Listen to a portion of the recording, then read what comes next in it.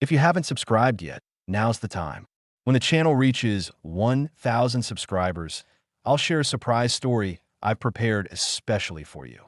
The midday heat pressed down on the small frontier town, the sun sitting high with no clouds to soften its glare. Dust drifted with each step of a horse on the main street, coating the wood-plank porches and the faded signs above the saloon and mercantile. It was a day when most folks stayed indoors, the silence broken only by the occasional slam of a door or the distant clang of a blacksmith's hammer. Two sisters stood at the far edge of the street, near the shade of a boarded-up livery.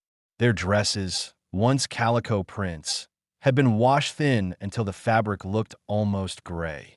The older sister, about 20, kept her jaw tight as she glanced toward the doctor's office.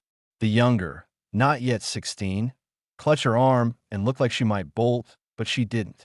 Both had eyes marked by sleepless nights. Inside their rented room on the second floor of a boarding house, their mother lay on a narrow cot, her skin damp with fever. She had fallen ill days ago, first with chills and then with a cough that rattled deep in her chest. The girls had taken turns sitting by her, pressing wet cloths against her forehead, whispering promises that they would find help. But help had run out that morning.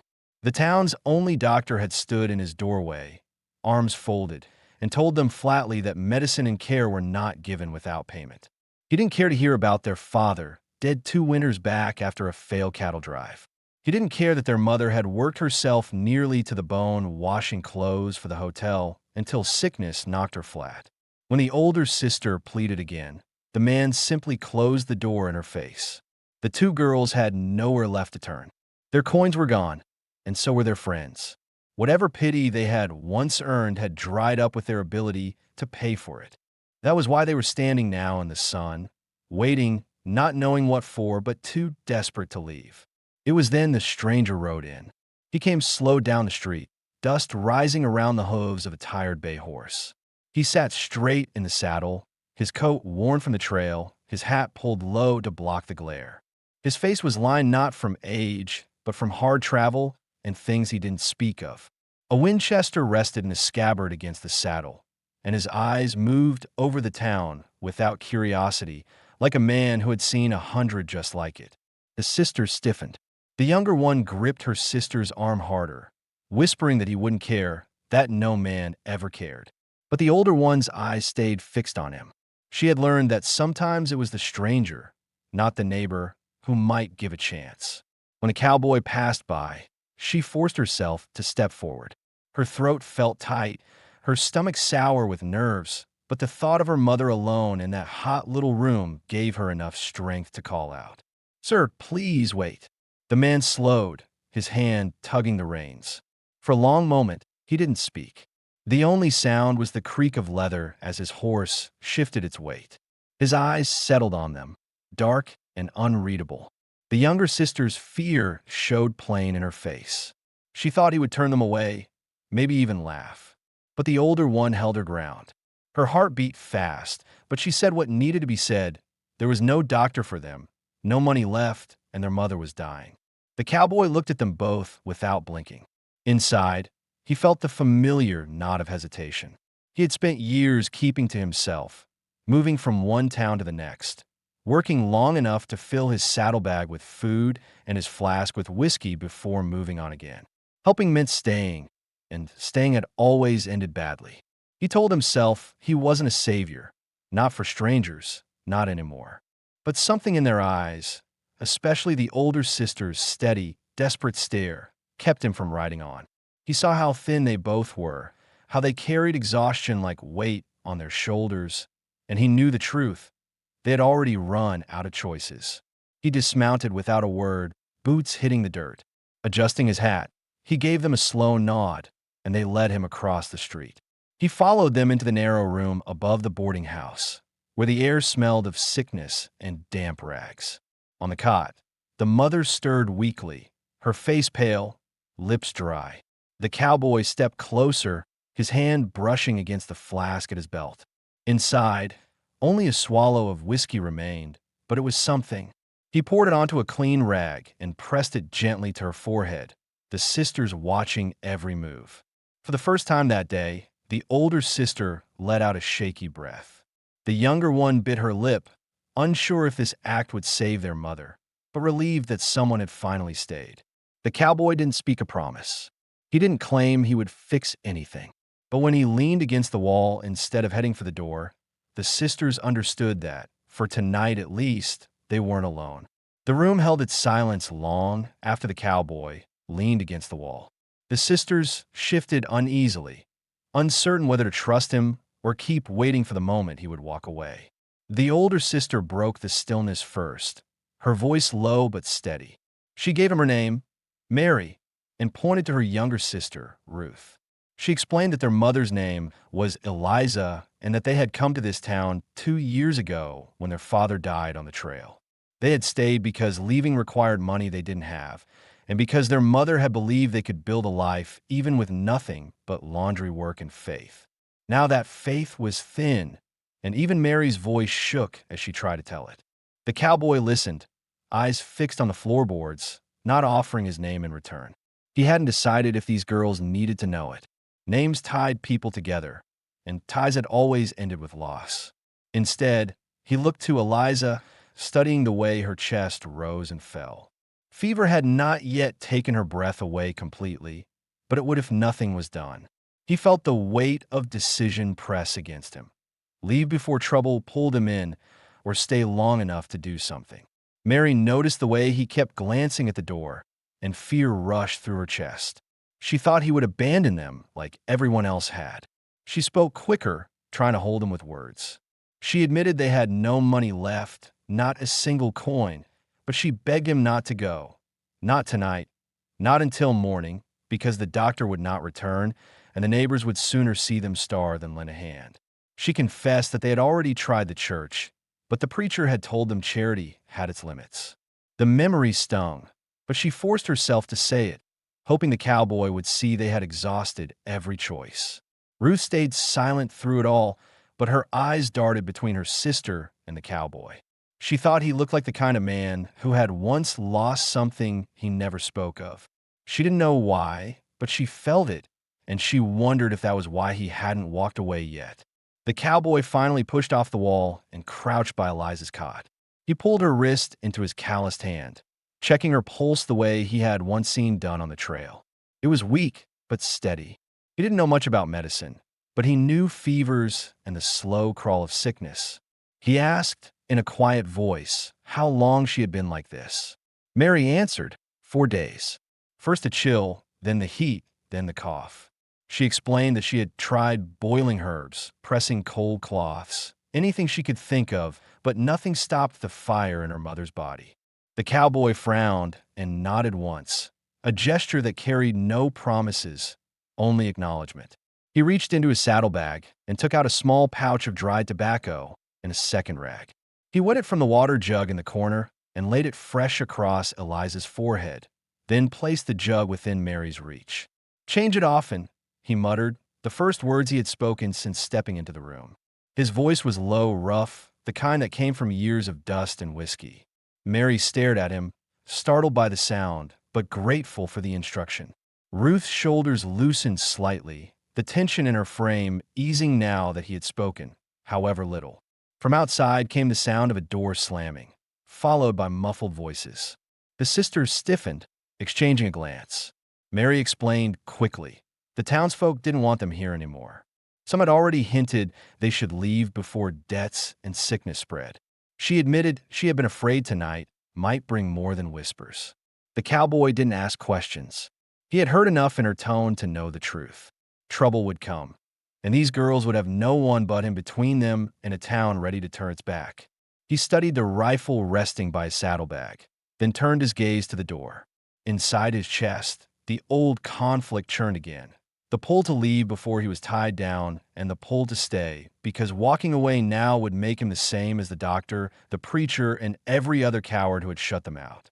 He thought of the way Mary's voice had cracked when she said her mother's name, of Ruth's wide eyes filled with a trust she hadn't spoken. He remembered too many nights when he had wished someone had stayed for him, and he made his decision. He dragged the chair from the corner and sat facing the door, rifle across his lap.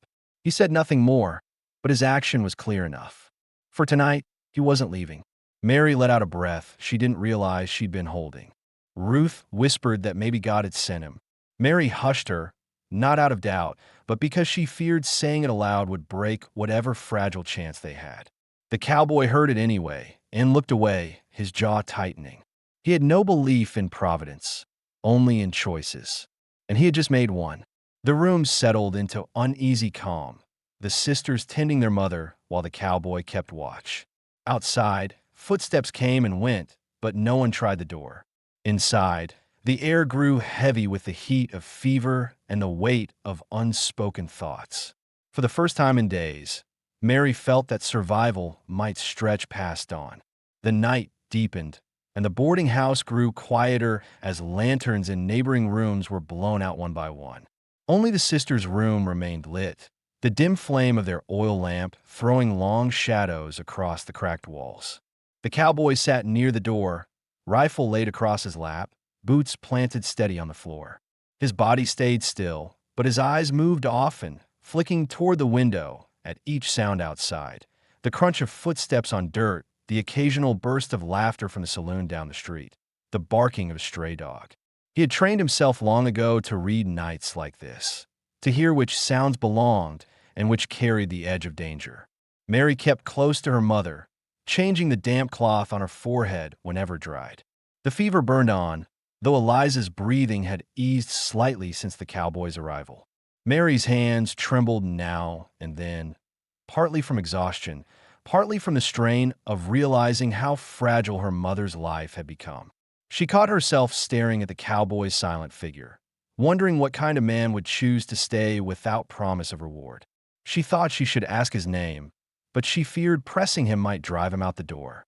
Ruth sat on the floor by the bed, arms wrapped around her knees, her wide eyes never leaving the cowboy. Curiosity warred with fear inside her. She wanted to know why he had helped, why he hadn't walked away like everyone else. But she remembered too clearly the way the townsfolk had looked at them that afternoon, with scorn, with judgment, with a kind of hostility that made her chest tighten. She sensed the cowboy was no ordinary drifter. He carried the weight of something in his silence, and though she didn't know what it was, she understood enough not to pry. Hours passed, marked only by the hiss of the lamp and the slow drip of water from the rag Mary wrung out. Near midnight, a loud knock rattled the door, followed by a man's voice calling for them to open up. Mary froze. Ruth gasped and pressed closer to the bed. The cowboy rose slowly, chair legs scraping against the floor. He didn't hurry, but every movement was deliberate. He lifted his rifle and leaned it against his shoulder, then tilted his head toward Mary to stay quiet. The voice outside grew sharper. "You girls don't belong here. Folks say you're bringing sickness to this town. Time to clear out before worse comes of it." Mary's throat went dry. She thought of answering, explaining that their mother wasn't a danger, that they just needed time, but fear rooted her tongue. She glanced at the cowboy, unsure of what he would do. He stepped closer to the door, stopping inches away, and spoke for the first time since taking his seat. "They stay." The voice outside faltered.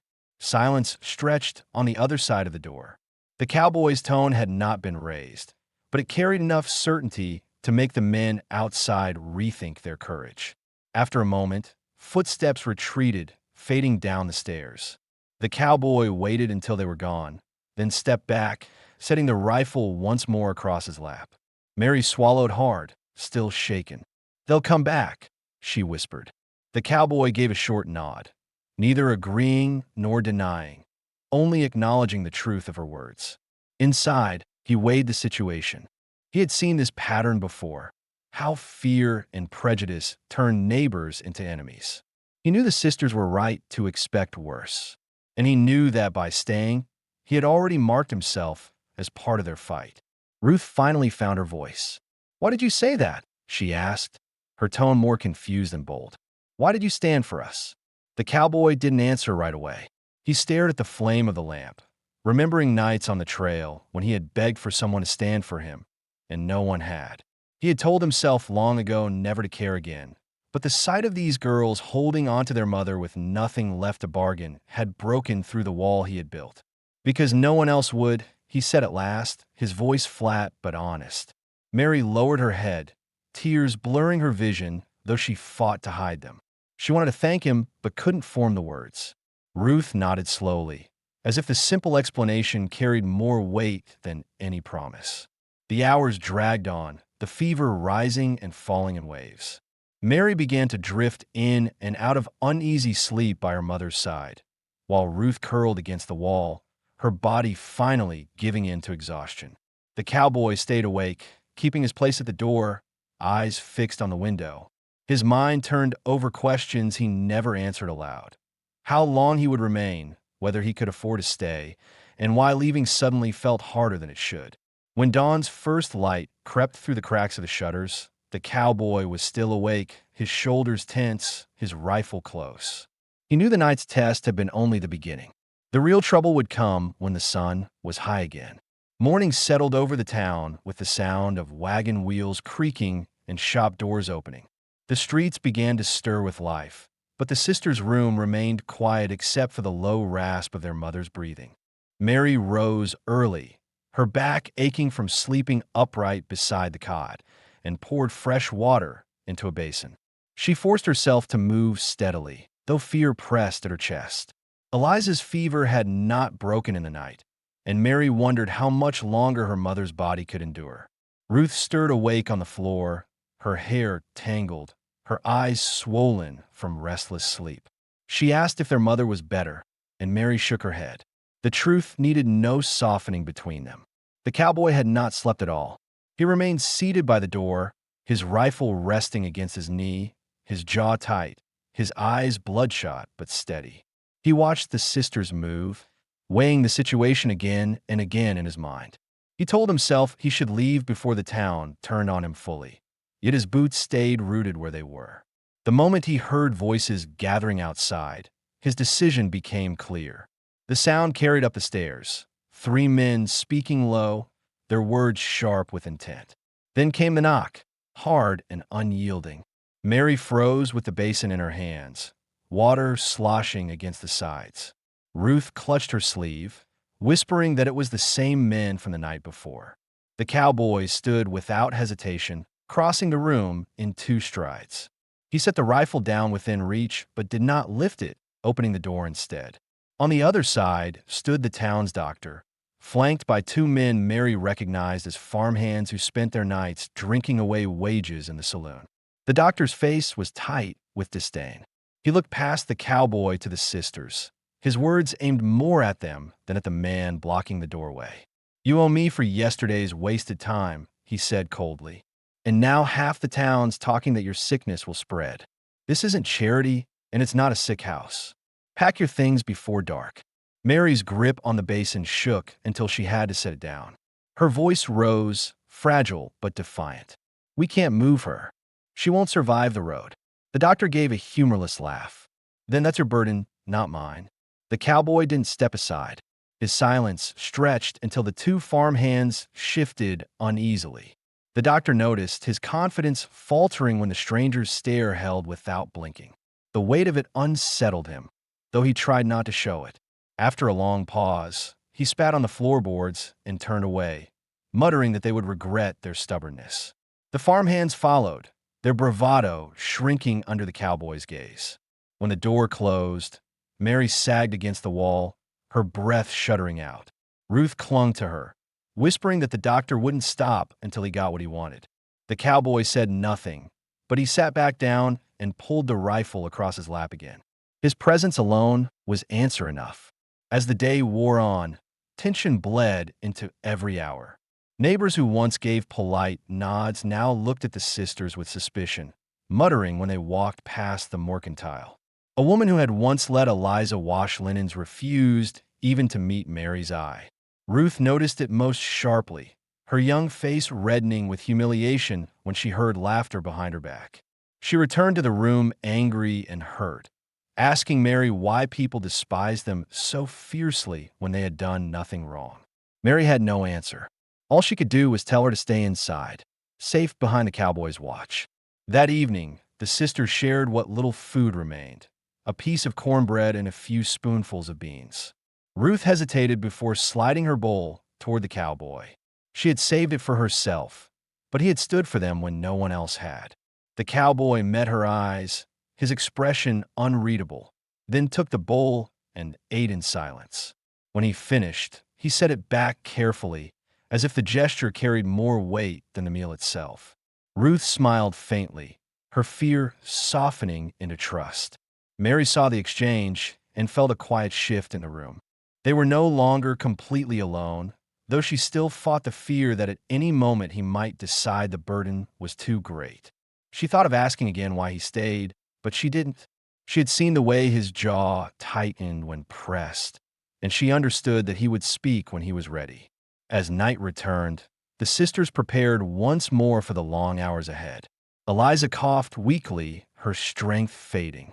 Mary sat close, whispering words of comfort, even as her own resolve wavered.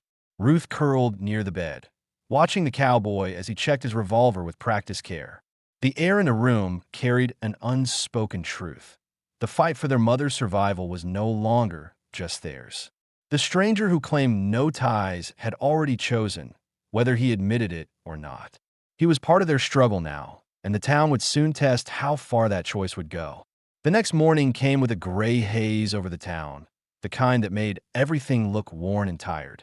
The cowboy stepped outside before the sisters woke, the boards of the porch creaking under his boots. He carried the empty water jug down to the well.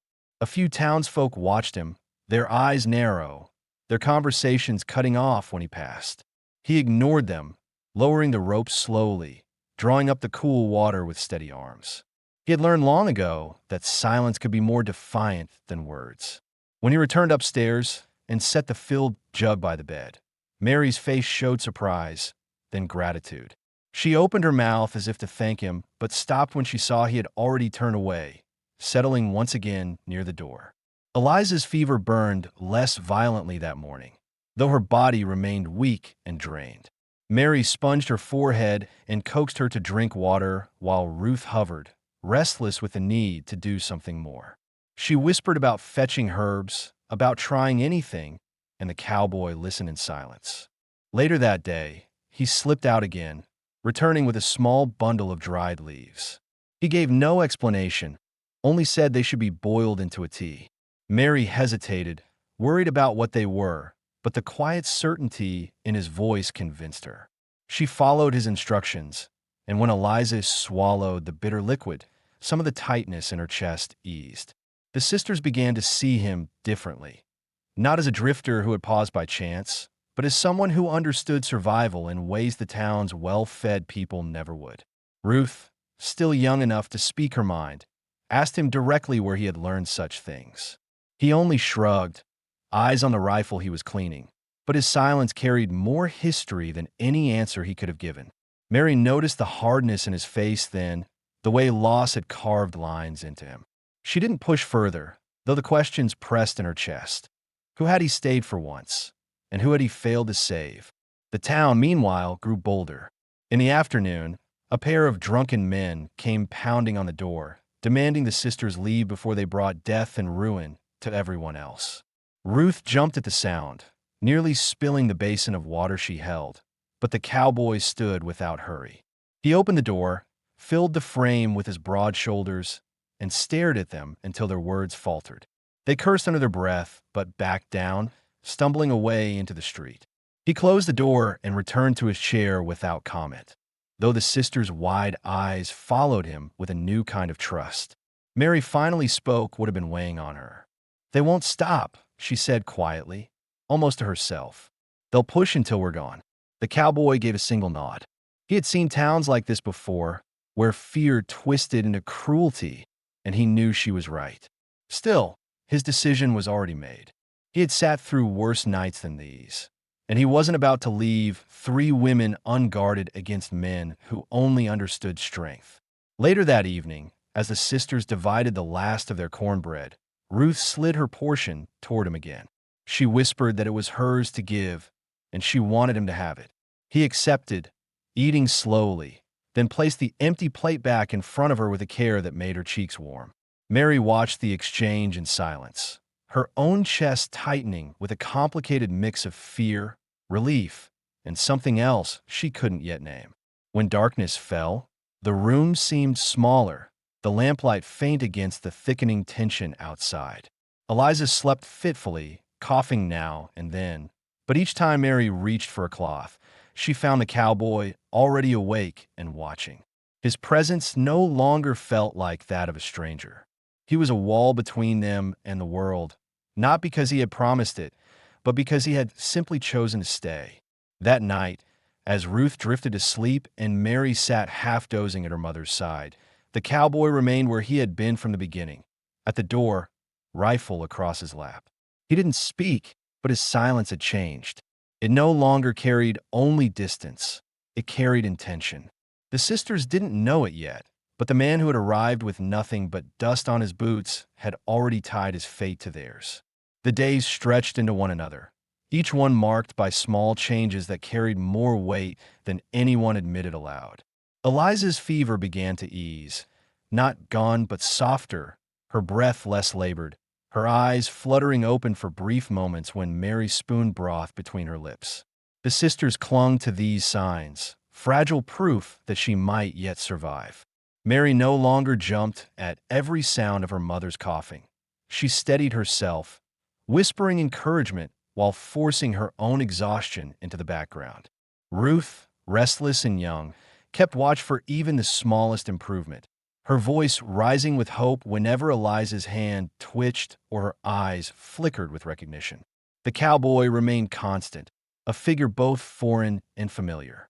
He never explained why he stayed, never offered words of comfort, but his actions filled the silence. Carrying water, chopping firewood behind the boarding house, bringing food when the sisters had nothing left to give. Each task he performed without being asked, each gesture quiet but deliberate. The sisters noticed his routine, how he checked the rifle before dark, how he glanced at the window each time boots scraped outside, how he always left the chair angled toward the door. His habits spoke of a man who had lived with danger close at hand, and though he revealed nothing of his past, Mary began to understand that his caution came from more than instinct. One afternoon, while Eliza slept, Ruth broke the stillness with a question that had weighed on her for days. She asked him why he didn't leave, why he chose to sit in their room when he owed them nothing. He looked at her for a long moment, his expression unreadable, before turning back to the revolver he was cleaning. "Sometimes walking away is worse," he said, his voice flat. Ruth blinked at the answer, not sure she understood, but Mary caught the meaning. She saw in him a man who carried the memory of leaving once before, a wound that had never healed. She wondered who he had lost, but the weight in his silence told her not to ask. The town's hostility grew sharper as Eliza lingered. Neighbors crossed the street rather than past the sisters, muttering under their breath. The boarding house keeper knocked on the door, demanding more money for the room, though he knew they had none. When Mary tried to reason with him, he threatened to throw them into the street. The cowboy stepped into the doorway, his height filling the frame, and the man's words died in his throat. He retreated without further demands, leaving Mary shaken but grateful. She realized then what Ruth had already begun to accept. The cowboy's presence was the only thing keeping them from being driven out. That night, after the sisters settled near their mother, the cowboy sat as he always did, back against the wall, rifle across his knees. The room was quiet, save for the soft crackle of the oil lamp and the steady rhythm of Eliza's breathing. Mary broke the silence, speaking softly so Ruth wouldn't stir. She told him about their father, how he had died trying to drive cattle north, leaving them stranded with little more than a wagon and debts they could never repay. She confessed she had tried to keep the family together, that she had promised her mother they would not be torn apart no matter how hard it became. Her voice wavered as she admitted how close she had come to failing. The cowboy didn't answer right away, but his gaze softened slightly. "You held on," he said finally. "That counts." It was the closest thing to comfort he had offered since arriving. Mary lowered her eyes, her throat tightening, and for the first time since her father's death, she felt the weight of her struggle ease, if only a little. As dawn approached, Eliza stirred again, her voice weak but clear enough to whisper both her daughter's names. Mary and Ruth rushed to her side, tears spilling as they realized she recognized them. The cowboy watched from his chair, his expression unreadable, but inside he felt something he hadn't in years, the faint pull of belonging. He told himself it was temporary, that once Eliza regained her strength, he would ride on. Yet as he listened to the sisters' relief and saw their fragile hope take root, he knew leaving would not be as simple as it once had been. The town would not let the matter rest. Fear had turned into resentment, and resentment into talk of action. The sisters didn't yet know it, but before long, the test would come, and the cowboy would have to choose once more whether to walk away or to stay when it mattered most. The morning broke with a sharpness in the air, the kind that set nerves on edge before a word was spoken. From the window, the cowboy saw movement on the street. More men than usual gathered in small groups, their voices low, their glances pointed toward the boarding house. By now, the sisters' presence had turned from gossip to grievance, and the town had decided it was no longer willing to look the other way. Mary sensed it too. As she wrung out another cloth for her mother's forehead, her hands shook more than usual. Ruth stood at the window, eyes wide, whispering that they were coming. Eliza, though weak, was awake, her breathing steadier than it had been in days. She tried to push herself up, her frail arms trembling, and managed only to sit halfway. "Don't let them drive us out," she rasped, her voice little more than a thread. Mary pressed her back gently against the pillows, forcing a calm she didn't feel. "We won't leave, Mama," she said firmly, though inside her chest tightened with dread. The knock came heavy and hard, louder than before. The cowboy rose, his movements unhurried but deliberate, and picked up his rifle. He opened the door without ceremony. A dozen townsfolk stood there, the doctor among them, his face set in self-righteous anger. The boarding house keeper shifted nervously at his side, while the farmhands from before muttered threats under their breath. The doctor spoke first. "This has gone on long enough," he declared. "The woman is dying. The sickness will spread. The girls would drag us all down with them. They leave today, alive or dead." Behind the cowboy, Mary let out a sharp breath. Ruth clapped a hand over her mouth, and Eliza closed her eyes in despair. The cowboy's eyes swept over the crowd, unreadable. His voice, when it came, was low and even. "They're not leaving." A murmur rippled through the group. One of the farmhands stepped forward, hand twitching near his belt. The cowboy shifted the rifle slightly, enough to remind them he was ready but not eager. His silence carried more threat than shouting ever could. The men hesitated, realizing he wasn't bluffing. He had chosen his place, and it was at the sisters' side. Mary moved closer, standing behind him, though fear quivered through her. "We have no sickness here," she said, her voice breaking. "My mother is recovering. You want us gone because we're poor, not because we're dangerous." Her words cut, but she could see in their faces that truth mattered little. What mattered was fear, and the excuse it gave them to turn cruel. The doctor sneered. "You can't stand against a town, stranger. You'll bleed for people who aren't your blood." The cowboy's jaw tightened, his gaze steady. Blood's not the only thing that counts. The silence that followed stretched long, heavy as the sun overhead. One by one, the townsfolk faltered under his stare. They had expected resistance, but not the unshakable calm of a man with nothing to lose. The farmhands backed away first, muttering curses they didn't dare act on. The boarding house keeper fidgeted, then turned on his heel, wanting no part of standoff. Even the doctor, who had started the storm, found his conviction slipping. He spat at the ground, eyes flashing with anger, but he too stepped back. In the end, the crowd dissolved, leaving the street quieter than before. When the door shut, Mary pressed a hand to her chest, her breath shuddering out in relief. Ruth ran to the cowboy, words tumbling over themselves. "They're gone. They listened. You stopped them." He didn't answer, only set the rifle back against the wall and lowered himself into the chair, his body finally easing after hours of tension. Eliza watched him through half-lidded eyes, her lips trembling. "You stayed," she whispered. It was not a question. The cowboy gave the faintest nod. For the first time since her illness began, her face softened with peace. Over the next days, the fever broke fully. Eliza regained her strength slowly, her voice growing clearer, her steps surer with Mary and Ruth's help. The sisters no longer feared each knock at the door. The town had seen enough of the strangers' resolve to leave them alone. Food remained scarce, but the cowboy's steady hand and quiet guidance carried them through. He showed Ruth how to split kindling, helped Mary trade for supplies with those who would still deal, and kept his watch by the window as though nothing had changed. But something had. The sisters felt it each time he sat with them at mealtime, each time he shared in their silence without rushing to leave. They realized that his presence was no longer temporary, no longer just the act of a man passing through. He had chosen them as much as they had chosen him. On the seventh evening, as the sun lowered without threat, Mary placed a bowl in front of him and said softly, "We owe you everything. Whatever you ask of us, we'll give." Ruth added quickly, her young voice shaking with sincerity, "We'll serve you forever together." The cowboy looked at them both, his eyes steady but gentler than before. "I don't need servants," he said. "Just people who don't walk away." Mary swallowed hard, emotion rising in her throat. Ruth smiled, her eyes bright. Eliza reached for his hand, frail fingers curling around his rough ones. In that room, with the door shut against the world, they found what they had all been searching for: not charity, not rescue, but family.